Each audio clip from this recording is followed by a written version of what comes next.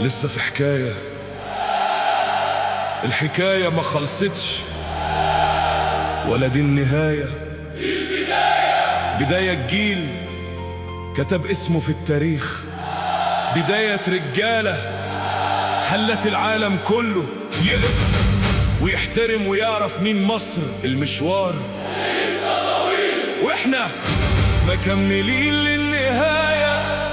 اللي كان زمان حلم بعيد بقى النهاردة حلم قريب، وبإذن الله هيبقى واقع، مش لأن الطريق سهل لكن لأن وراه شعب عمره ما عرف المستحيل.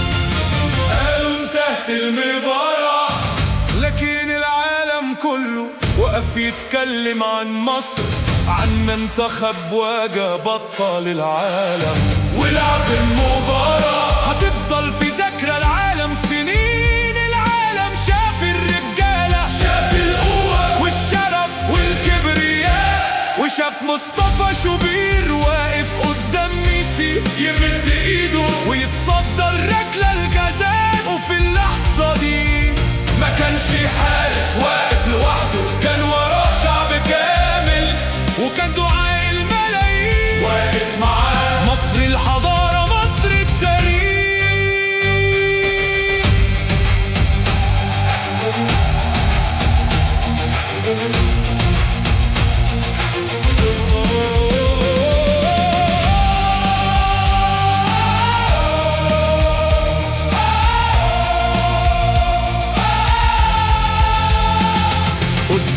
بطل العالم وقفنا، لا هابوا اسما ولا نجوم. رجال مصر فوق الميدان كانوا جبالا وقت الهجوم. مروان عطية رفعها محسوبة والقلب قبل الكورة طار. ياسر إبراهيم قابلها برأس وكتب لمصر أول هدف. وميسي واقف على نقطة الجزاء والاستاد ساكت والكون حيران. مصطفى شوبير قال مش هتعدي وطار لها طيران الفرسان.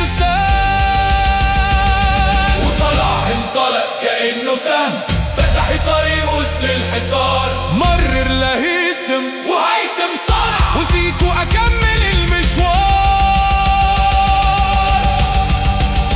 لسه في حكاية، لسه في حكاية العالم كله عنها اتكلم.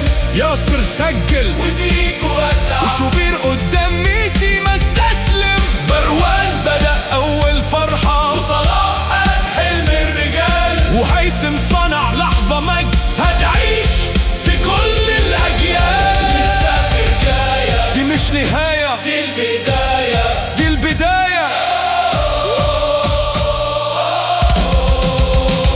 وقبل الهدف التاني بلحظات كانت لمصر فرصة كمان. هيثم حرك وصلاح مرر وزيكو سبق كل المكان. دخلت الكورة وقامت الفرحة لكن قرارك الفار أشعلت جدلا كبيرا وزادت وجع الانتظار. ومهما اختلفت كل الآراء العالم شاف أداء الأبطال. ومحدش قدر ينكر يومها إن مصر لعبت مباراة الكبار. لحد الدقيقة 80 كانت مصر واقفة زي الجدار قدام بطل العالم بكل نجومه والمباراة. كانت عنوان للإيمان والإصرار. يمكن النتيجة ما كانتش زي ما تمنى كل مصري، لكن الاحترام اتكتب والحكاية لسه مكملة. اكتبوا الأسماء: مصطفى شوبير الحارس اللي وقف بثبات قدام أكبر التحديات. ياسر إبراهيم صاحب الهدف اللي فرح الملايين. مروان عطية بداية الحلم وصاحب اللمسة اللي فتحت الطريق. محمد صلاح القائد اللي حمل اسم مصر في كل خطوة. هيثم حسن صانع الإبداع وصاحب اللمسة اللي هتفضل في الذاكرة. مصطفى تايكو المكاتل اللي هز الشباب وكتب اسمه في قلوب الجماهير.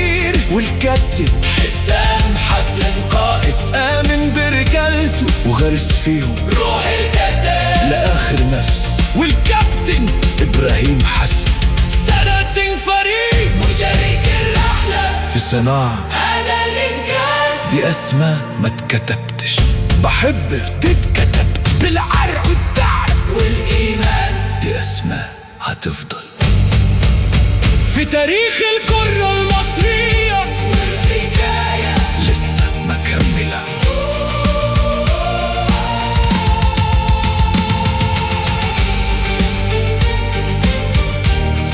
مصر ما كنتش بتلعب ضد الأرجنتين، كلب بتحارب.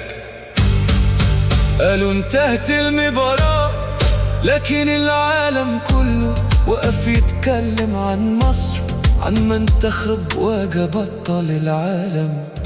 بداية رجالة كتب اسمه في التاريخ، بداية رجالة خلت العالم كله يقف ويحترم ويعرف مين مصر. المشوار لسه طويل واحنا مكملين للنهاية. اللي كان زمان حلم بعيد بقى النهارده حلم قريب، وبإذن الله هيبقى واقع، مش لأن الطريق سهل لكن لأن وراه